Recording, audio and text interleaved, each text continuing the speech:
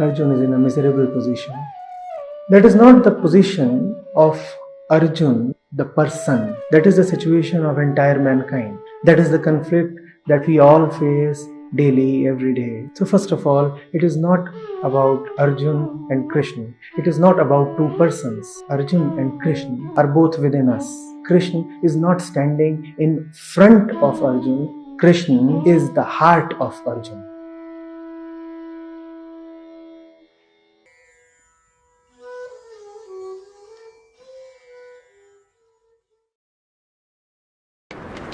When I am with you, we stay up all night.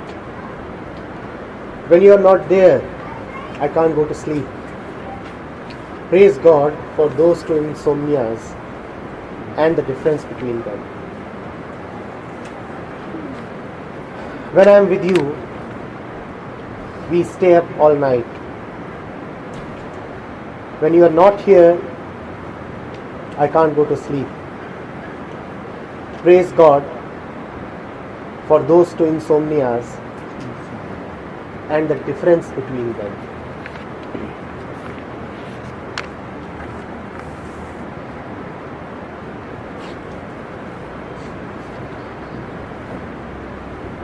Insomnia is a restlessness. Insomnia is a breaking down of the regular pattern of consciousness. Consciousness exists as the sleeping state, as the waking state, as the dreaming state.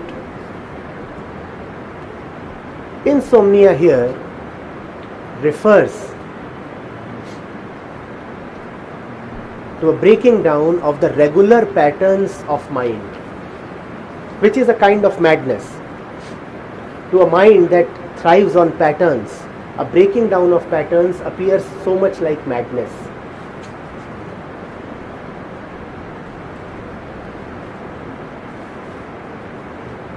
We have been accustomed to thinking that the liberated one, that the one who has attained moksha or nirvana, behaves in a cool, composed, poised, elegant way. We have a certain image of the Buddha, walking nicely, smiling gently, speaking softly, not being rude or harsh,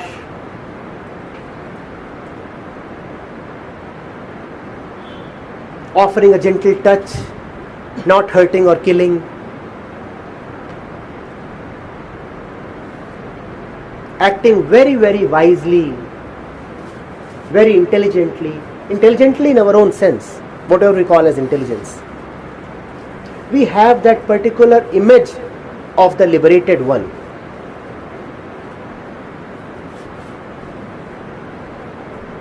The poet is trashing that image.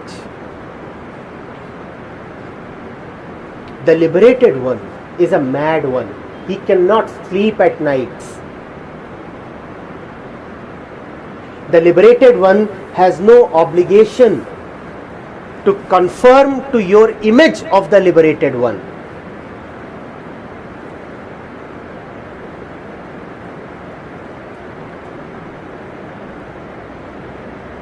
Amira was in no way subscribing to the image of the Buddha. Krishna was so well decked,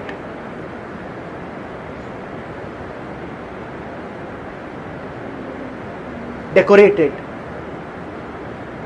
and with the morpunk, the feather of the peacock, and Mahavir was totally naked. There have been liberated ones who have been crying all their life. There have been masters who would be very angry, and often so.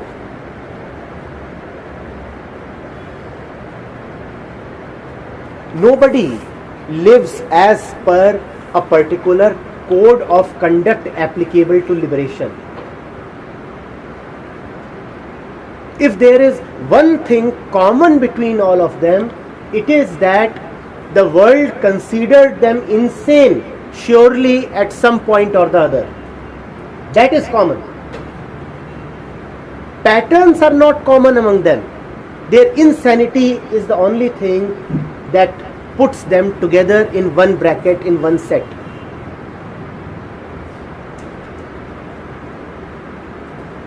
Otherwise, they are all very unique and different flowerings.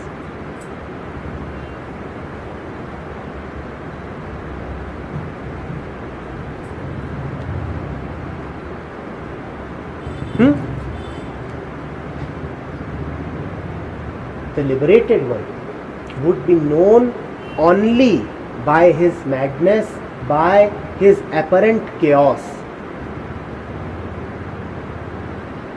A holy anarchy is what he would be living in. It is very certain that he would not be subscribing to the rules, the practices, the codes, conventions of the society. He would not be very likable. The real ones have anyway rarely been liked by mankind.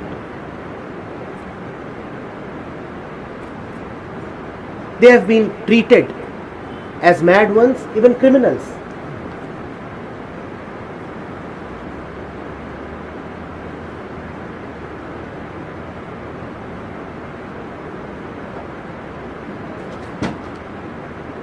But this, as we said, is a holy anarchy. It does not follow the external order given by evolution or society, but it has a beautiful inner order of its own. And because the inner order is divine, so the liberated one will not tolerate or follow any external order.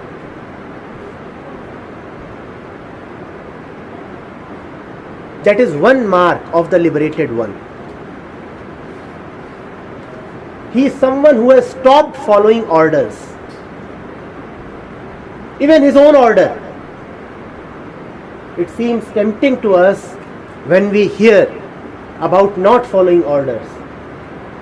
The ego swells up. The ego says, yes, I also don't want to follow anybody's orders. I want to live by my own sweet will. No, the liberated one is the one who follows no orders, who has stopped following orders of others as well as his own orders. His orders now come from somewhere else. And since his orders come from somewhere else, they are so incomprehensible to others. To others, the divine dance looks like chaos, like utter disorder. And that is why, if you are someone who bothers too much about others and society and validation and sanction from here and there, truth is not for you. Because truth is not something public. It is not a social commodity. It neither gets nor seeks general approval. If you are really committed to truth, you cannot be committed to anything else. If you are really devoted only to the one, then you cannot bother about this and that. It's also petty then.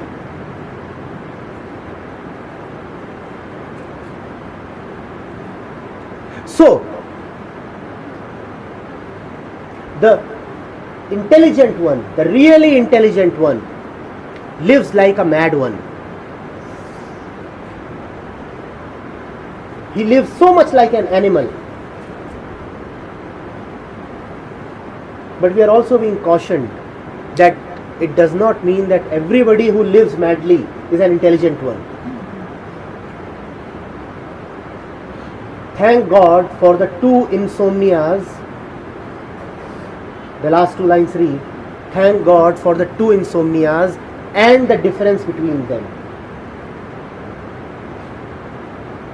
Yes, if you go mad in devotion, crazily you dance.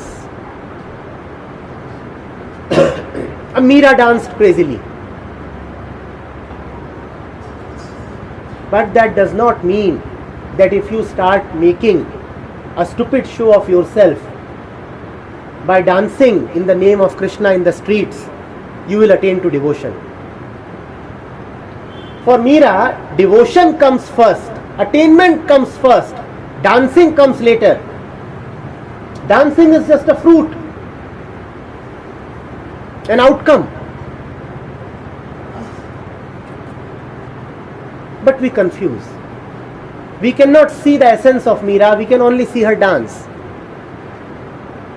We cannot see the core of a Chaitanya, we can only see that he used to dance in the streets. The core is not visible to eyes. So what do?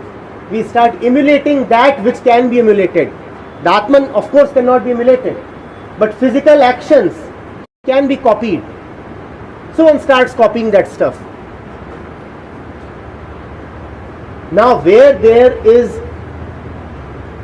the root, the shoot and the flower and the fruit will be there. But if you keep watering the leaves and the fruit, then you will not get to the root. By copying somebody's actions, you will not attain to that person's essence. You will only make a fool of yourself, as we do.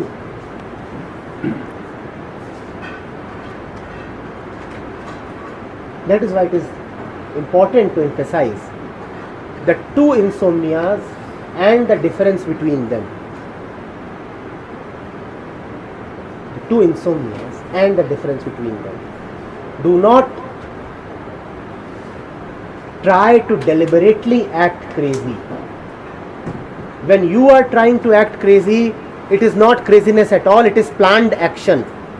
It is meticulously planned madness. So it is not madness at all. You forget about madness. You live in the truth. There would be many who would be eager to label you as mad. So you don't have to bother yourself with that. That role can be taken up by so many others who are so willing. They will come and they will certify you mad. Just don't be afraid when you are called mad. In fact, here is an advice. If you are not being called mad, then there is something very dangerous happening. Kindly wake up. If you are subscribing to all the prevalent standards and benchmarks, if you are ticking all the right boxes, then it is guaranteed that you are a creature of the same social hell as the whole society is.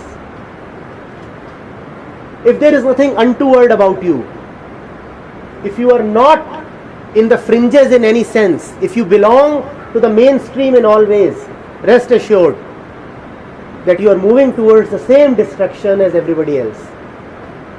You are already a part of the same destruction. But that again does not mean that you will deliberately try to act as a fringe element. That does not help either. Because there are too many who deliberately try to act mad. They too are a great community. It is very easy to seek attention by becoming some kind of a nutty minority. You get a lot of attention. Oh, these people are different. The spiritual one is really different. He is not pretending to be different. He has not organized himself to be different. He is really, really different. And because he is really different, the way he is different may not be very visible.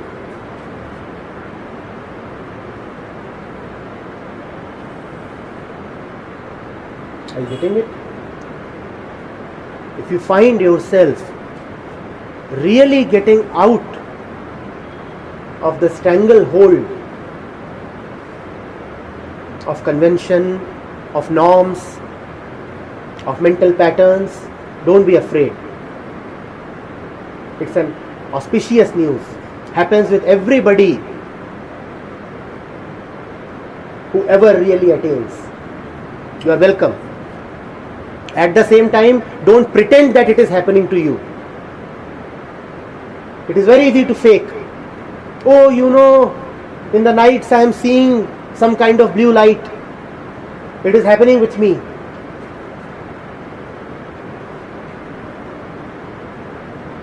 Some lizard or some other reptile keeps rising up my spine. It is happening with me. Don't pretend, don't fake. Because these things cannot be objectively proven. So you can claim anything. And you can only deceive yourself by claiming all such stuff.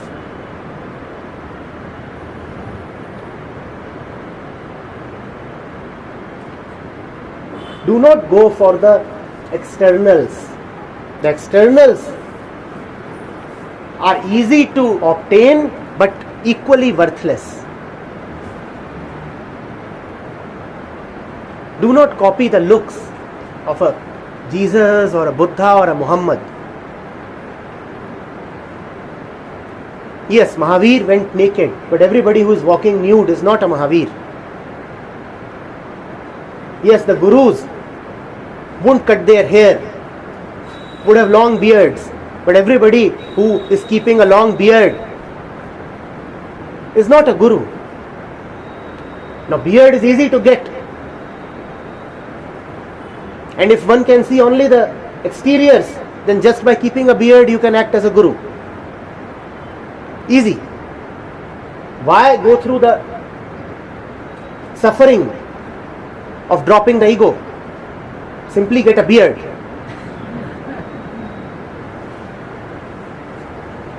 Cool. Why go through the horror involved in dropping identities? Just get a tattoo. A tattoo is such a nice substitute for truth.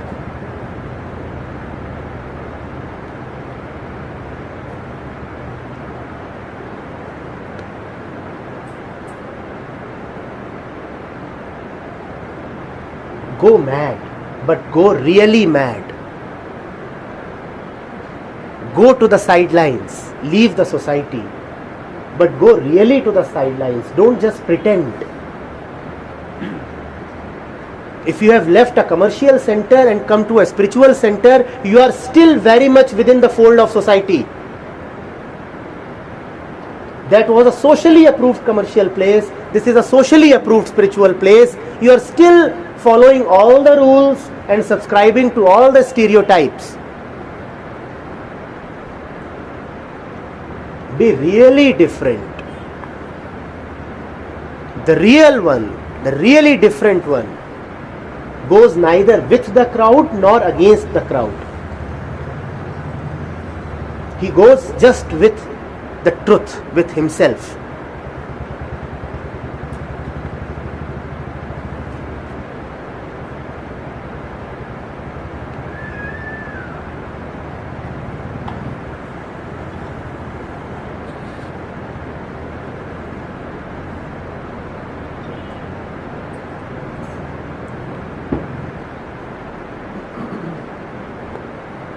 It must be beautiful. to not to sleep at night.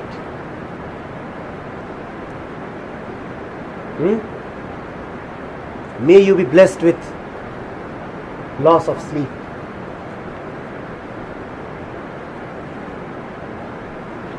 Krishna says in the Bhagavad Gita, Ya nisha sarvabhutanam tasyam jagrate sayami.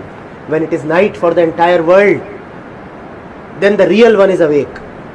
May you be awake when it is night for the entire world.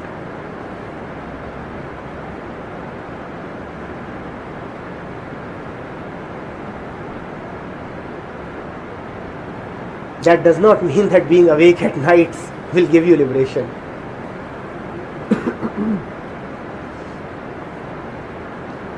We have many places here where people are awake at night smoking weed. That only gives you a tipsy head, nothing more.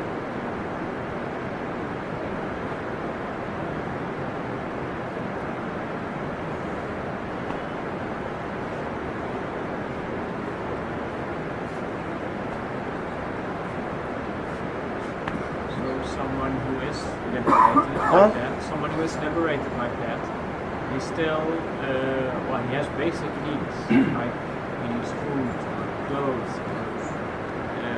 How does he do that? He doesn't do that. The basic needs take care of themselves. The body needs food, the body arranges food. The lungs need air, the lungs suck in air. The throat needs water, the throat arranges water. He is at peace. He is still not doing anything. It is possible for you to eat, sleep, walk, drink, and yet not do anything. Just as you are not doing anything when your heart is beating. Similarly, it is possible to live an entire life not doing anything even when you appear to be doing a lot. The needs will be taken care of. Don't imagine. Just a while back we had said that if we start imagining, then we'll get a very horrifying picture. Oh, I quit my job, bankruptcy, desperation, no food to eat, starvation. So, no truth please, truth is starvation. No, truth is not starvation. It happens. The day you are born in an entire system. There is exactly that much oxygen in the air as your lungs need. What if the proportion of oxygen in air is 40%, not 20%? Or just 5%? Would you survive? You are a product of this entire system. You are one with it. You are the system. You have come out of this soil, and the soil has everything that is needed to sustain you. When you are not responsible for your birth, why do you think you are responsible for your upkeep? Just as you come without your volition, you will also survive without your volition. You will survive as the plants do, as the animals do, as the river does.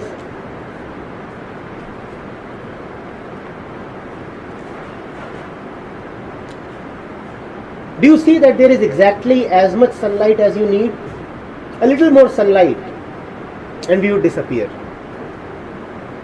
Do you see that the temperatures are just right to help us survive? Do you see that? Do you see that the atmospheric pressure is just right to let us survive? Had it been a little less, we would have exploded. Had it been a little more, we would again have exploded. Imploded rather. Everything is just perfect. Now where is your role in all this? Why do you think you are needed? You are not needed. You are redundant, unnecessary. So you can go and sleep. The system would still function. It is like the machine is functioning on its own and you are assuming yourself to be the operator and bouncing around in worry and desperation and anxiety with a wrench in your hand. Now the machine does not need your intervention at all. It is self-sufficient. It is a divine machine. not made by you. But you want to improve the machine. You say, I can do better than God. That's what the ego always says. God, I'll show who's the boss.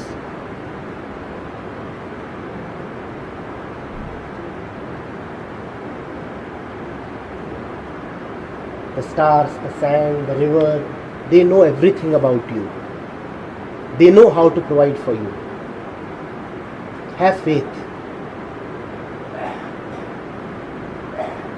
Don't be so tense. Relax. It happens. Happens on its own. It's most beautiful when you don't have to do it.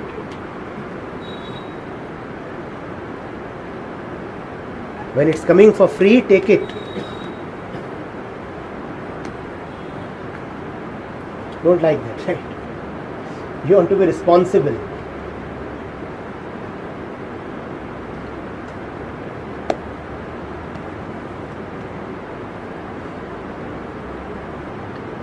Yes. So I'm starting to see more and more that this search for truth or whatever you call it, Please. yeah, is I see myself running against a black hole, Yes. and I see more and more it's falling away and it's getting darker and black, and I keep so of course there is a struggle not to do it. But one of these questions that keep coming: why am I running? Or why do I want truth? Like why? Like what's the point? If it's already here, then why look for it? Why do I have to kill myself? What is That's a this perfectly wonderful question. insane thing? No. In a way. Yes. That's the obvious question one must ask. Why must one do anything to attain anything?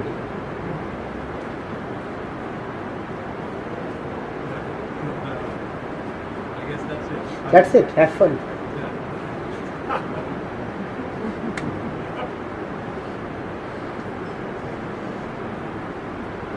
How did we get so messed up? Huh? How did we get so messed up in the first place? By asking too many questions. It doesn't matter how it happened. What's important is that it can be sorted out. It doesn't matter how the whole thing got tangled up. What's important is that it can be very easily untangled.